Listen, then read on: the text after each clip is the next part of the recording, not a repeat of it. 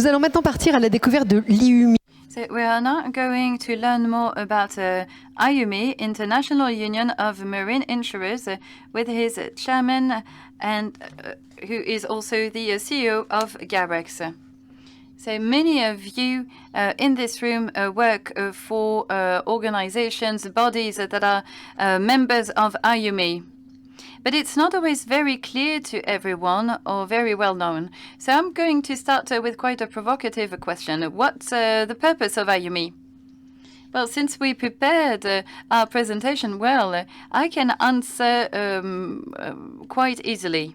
Iumi is an international association of professionals bringing together national associations of maritime and transport insurers. It's a non-governmental association, and its main goal is to gather information on the maritime risk that we insure from a general point of view, hulls, cargo, the liability of ship owners when it's not insured with a standard P&I, offshore risks. So the idea is really to collect all of this information, all of this risk exposure.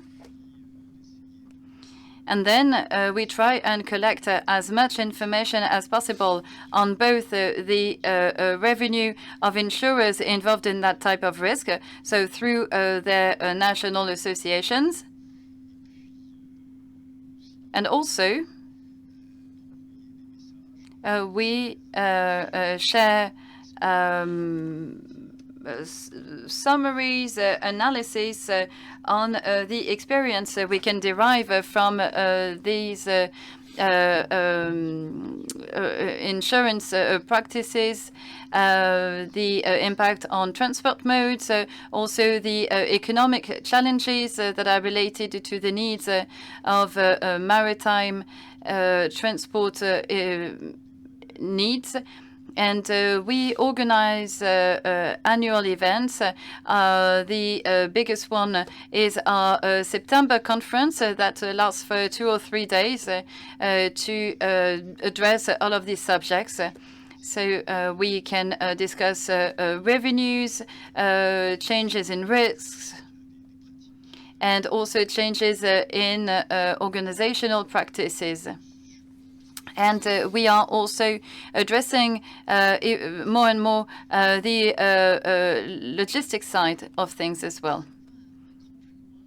So if we go one step further, you told me that you could share 5 facts that we do not know about Iumi.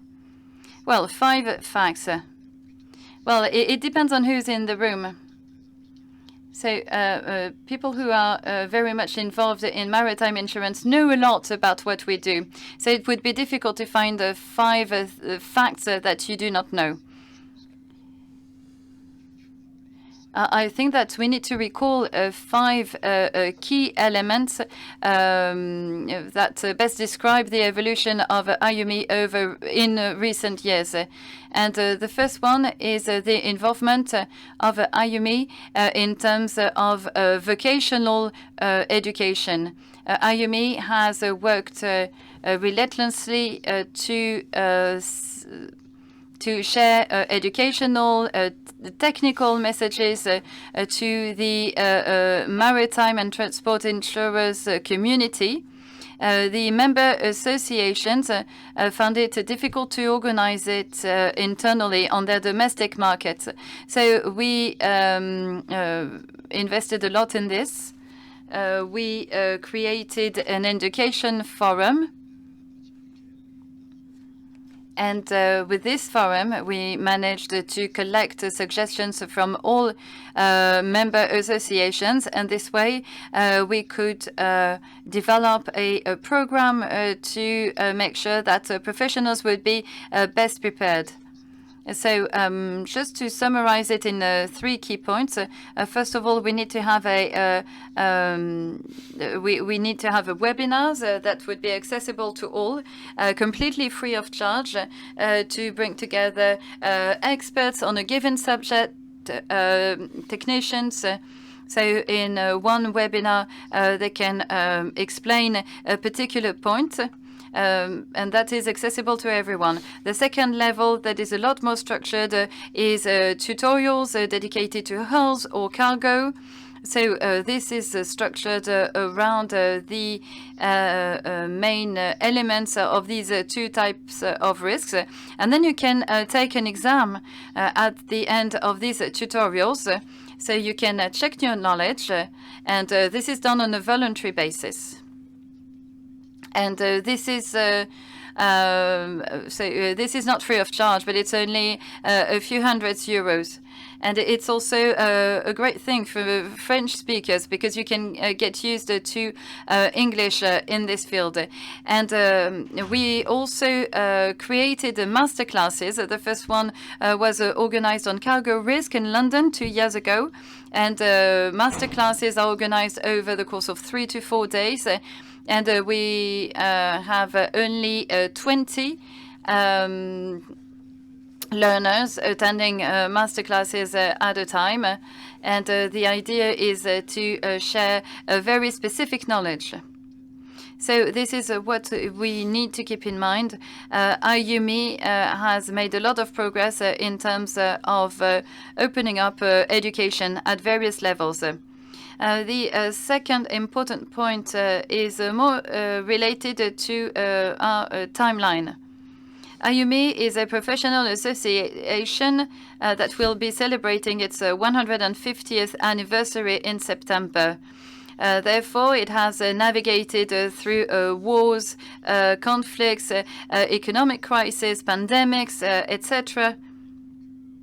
And this is remarkable. So this year we will be celebrating the 150th anniversary of our association, and we will celebrate it in Berlin, where it was first established. The third point that we need to keep in mind that can have a direct or indirect impact on our activity is the emergence of Asian countries within Iumi. There's so we have more and more countries that are sharing their revenues with Iumi, and we can see that Asian countries are really gaining ground, especially China. And this led Iumi to set up a dedicated forum called the Asia Forum. So I'm just back from it. I was in Hong Kong 2 weeks ago. And through this forum, we can get closer to Asian markets and Asian players who are not always able to travel to Europe to attend our September conference or our preparatory conference in Hamburg. So they cannot necessarily travel to the US or Canada either when we organize conferences there. So with the emergence of marine insurance in Asia, we decided to create this forum and have this annual event, bringing together countries of the region. This way we can address various topics on marine insurance there.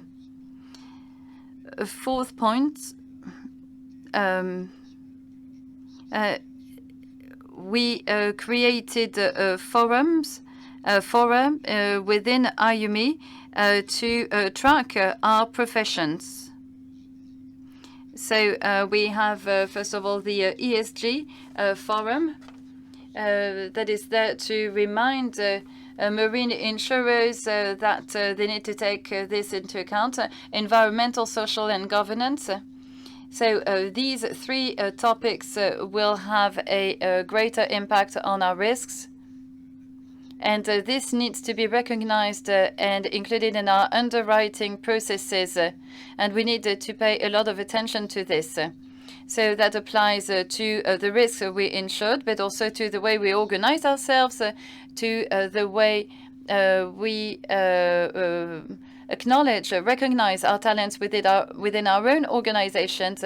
And we need to work together, whatever our background, geographical, economic, technical, whatever our gender, whatever our origins. So this is a really important point to take into account for our organizations. And some risks are difficult to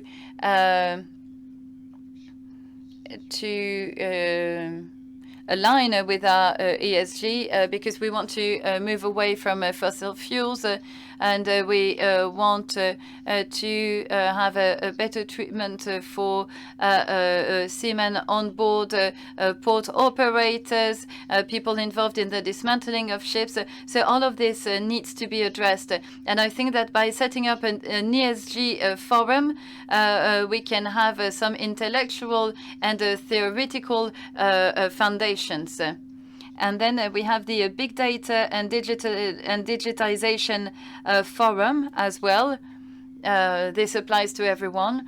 Everyone interested in the changes in the way we process information and the way AI can impact both the risks we insure and our own organizations. So we have two labs, one for ESG and one for big data and digitization, and they are extremely efficient. So that was my fourth point. And lastly, which is probably the most important point here, Iumi is an observer within IMO, International Maritime Organization. It's a non-governmental observer. And we are involved in all IMO discussions on risks that we insured. And there are many topics that are extremely important that are monitored by IMO. For instance, the management of cyber risk by ship owners, the implementation of systems for ships operating without a crew, and this will be tested in the Netherlands and in Belgium on rivers and in maritime transport in Norway, where it was tested quite efficiently for ships involved in short sea shipping. So this will display once again what kind of a rich contribution we can make and how we can get involved in the work of IMO.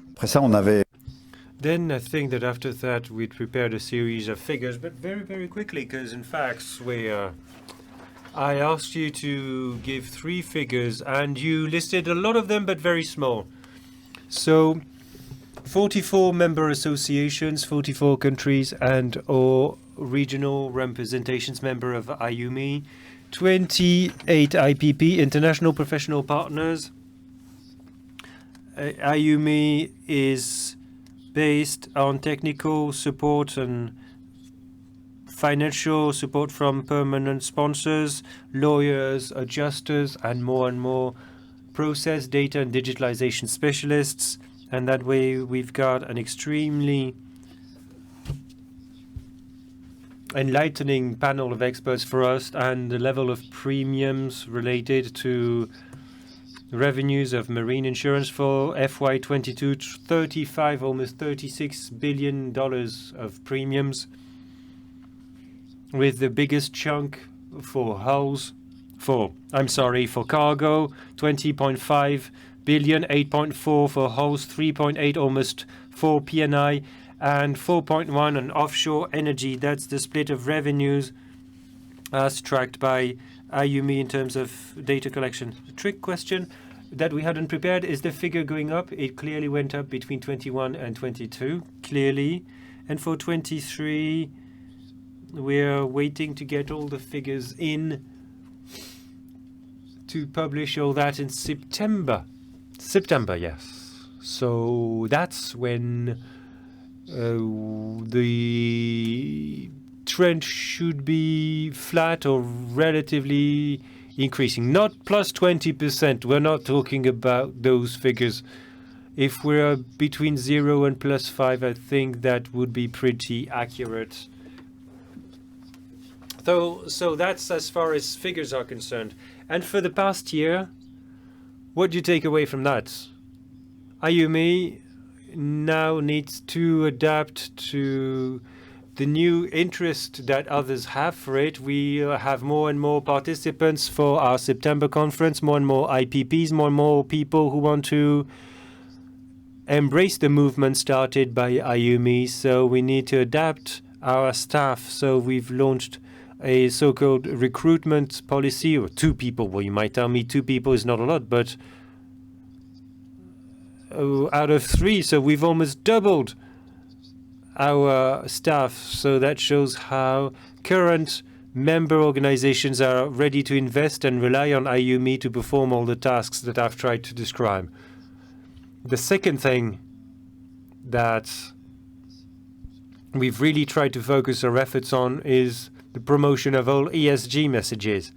All ESG messages are explained and communicated and articulated by the technical committees, such as hulls, cargo, loss prevention, offshore, or legal committees.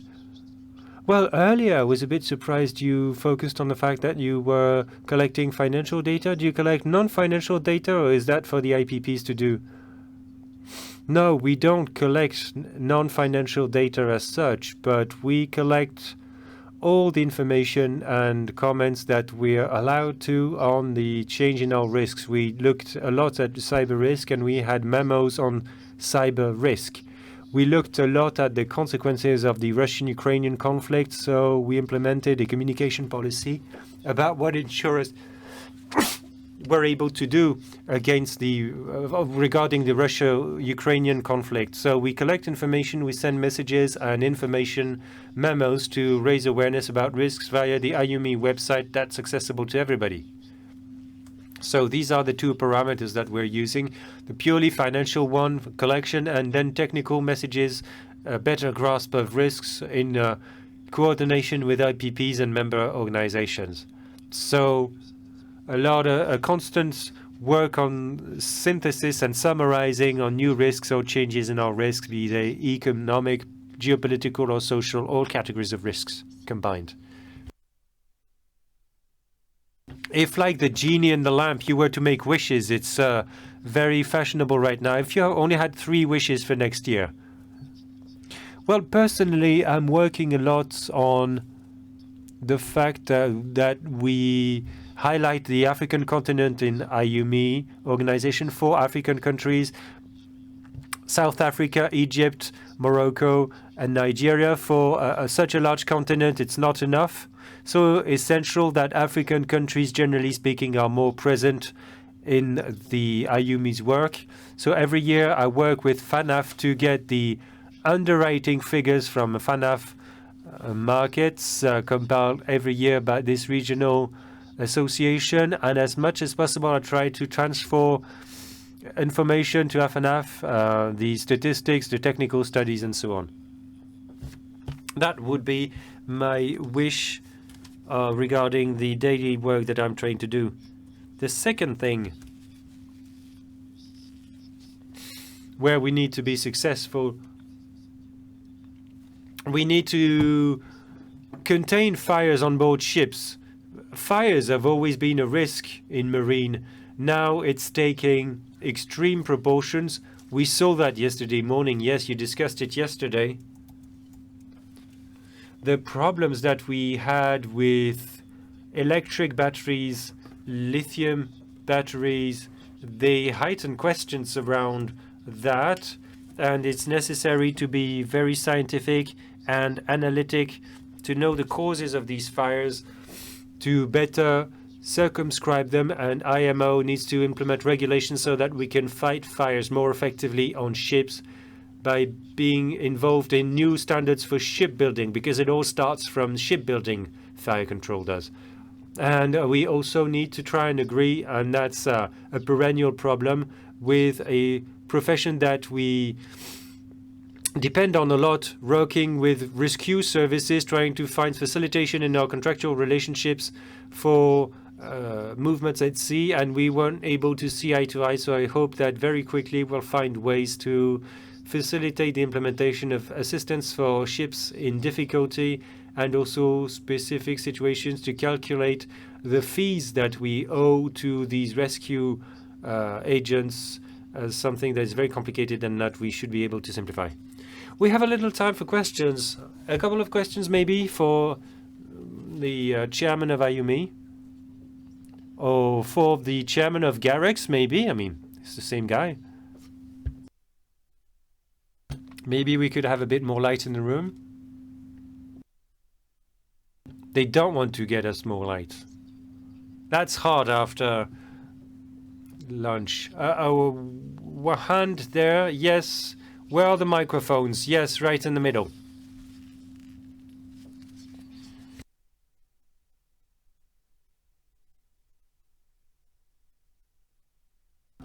Yes, no, mister. I'm a former journalist. Relationships with rescuers were discussed in the first or second edition of the conference in Nice or in Cannes. Yes, Cannes. So for 15 years, you've been looking for ways and means to fix the problem with people who save you a lot of money. Yes. Yes, it's a perennial problem, as I've said at the beginning of my comments. Rescuers are those who can reduce the consequences of a marine accident. And we've put, a long time ago, we put in place specific means so that they can get involved in ship assistance to get the most useful result possible, to reduce damage as much as possible and maintain the value as much as possible, both for the ship and the cargo transported for the owner. But as you know, payment of rescuers is paid over a number of parameters: emergency, safety, and so on. So many parameters that are very difficult to make universal. The fact is that the marine insurance industry always figured that rescuer services were extremely inflationary and costly compared to a number of missions in which they were involved, which we didn't think were so difficult or complex to put in place.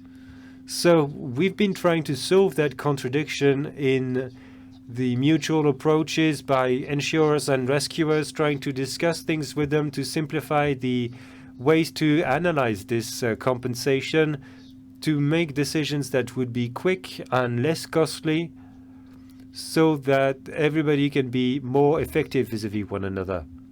So far, given the utmost variety of situations, also given the smaller and smaller number of rescue operations, because you should see how risks have evolved at sea. There are fewer major events requiring the services of rescuers. Well, we're not able to meet and have a continuous relationship so that we can agree on an operating mode, because there's no regularity in our meetings. So indeed, discussions are still going on, and it's difficult for them to make progress. And we're not the only ones involved. There's also P&Is for pollution. They are interested in some aspects. I won't get technical, but you need to get technical to understand the field, that have to do with Scopic in France. So all the investments made to avoid pollution, although nothing is saved, that's part of P&I, and that's not for hull insurance. So all these aspects of the question need to be in tune with what we need to do. So it's a three-way conversation, and it's hard to lead it successfully. So we're not giving up. We're in constant contact with the International Salvage Union, ISU, that's listening to Iumi. It considers that Iumi is a choice partner to discuss all these operations, and there have been no breaks in the discussions. Another question? Louis Guarino, La Tribune de l'Assurance, a newspaper. I'm here at the back on the left. Thank you. Louis Guarino, Tribune de l'Assurance. A question about geopolitics since the 7th of October 2023 and Houthi attacks in the Red Sea. What's your analysis on the relationships between Iumi and the European Union? European Union Espilis was started by Josep Borrell in February. It's only a defensive mission. with the hindsight on the attacks and the American strikes, when we met with the US, maybe they should ramp things up in this mission? Well, personally speaking, I think that anything is better than military involvement. So if you're talking about escorting, surveillance, exchange of information, this is a phase that's constructive and still peaceful, that could have very useful results. With information, a ship owner can decide to suspend an operation or to follow a different route. So the first step proposed by the EU seems to be very good. Anything that avoids an extension of the conflict seems to be part of the solution to me. The effectiveness of US and UK strikes on Yemeni territories to destroy Houthis' means of attack were not extremely convincing. I was reading the latest dispatches saying that 2 ships between yesterday and today were attacked. And this brings the number of attacks to over 250 since October on ships in transit in the area. So military means, of course, that's a last resort, and sometimes this is the only solution, but we should really use it, being absolutely sure that it's going to be effective once and for all. If it's only making the situation worse, and it didn't seem to improve it, we need to wonder about the other methods we could use to really pacify the environment.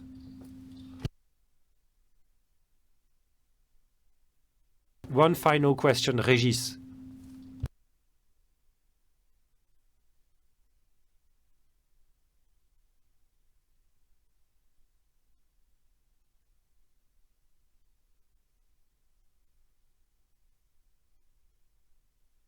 I had a question, but I'll also make a comment to the audience to respond to the question about 15 years and maybe make a proposal to Frédéric.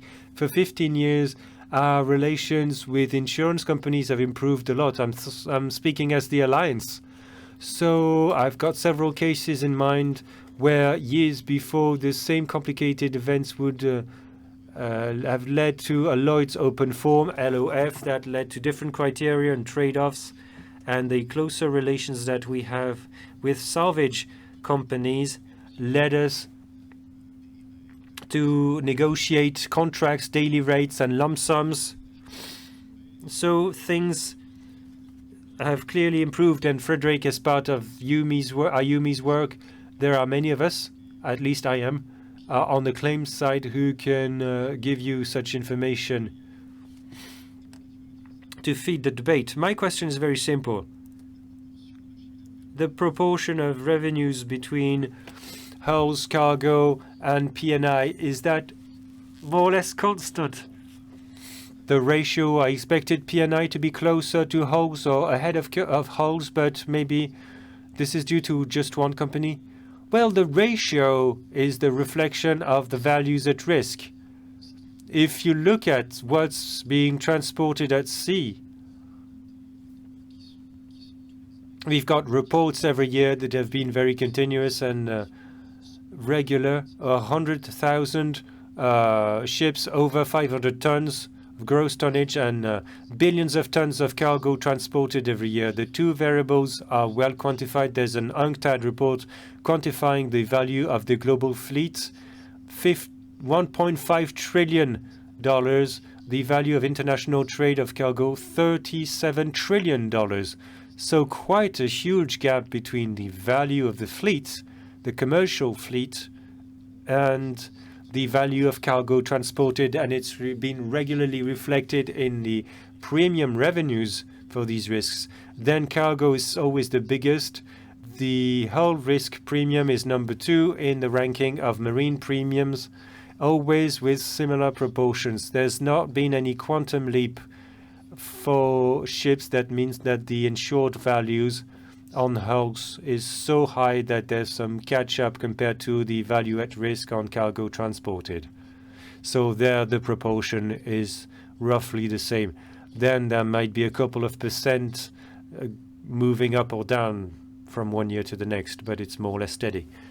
No more questions, in fact. We're right on time. Maybe one question over there, the very last one. Well, thank you for your presentation. I followed your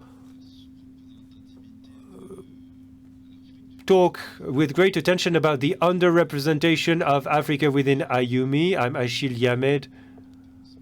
I studied at Panthéon-Sorbonne, and in another life, I was on the National Council of Cameroon forwarders. And regarding the underrepresentation of Africa at Iumi, do you think that based on the HR Forum and the initiatives that we might imagine for Africa in order to increase the cover rate for marine insurance in Africa, because you know that the cover rate for marine insurance is very low there? There's a simple answer that I can give for that, because I know that time's not on our side, and I have my arbiter near me who's ruthless. Now people are going around Africa because of what's going on in the Red Sea. We see that as a problem. A number of ship owners are talking about costs, and they're right.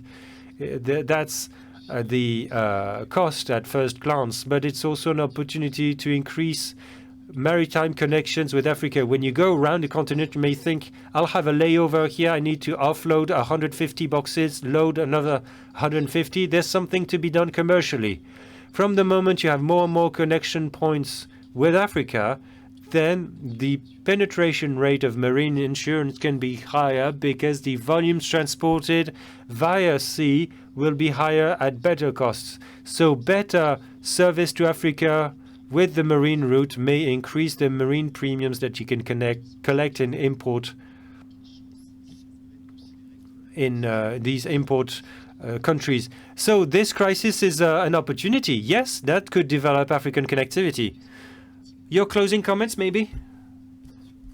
Marine insurers will not be spared by technological change in the future. Regarding insured risk, new fuels, unmanned ships or vessels without crew, and that also needs to be reflected in our risk approach. We need to be ready to face these changes, so we need to invest in our technical knowledge to really master these new situations coming our way.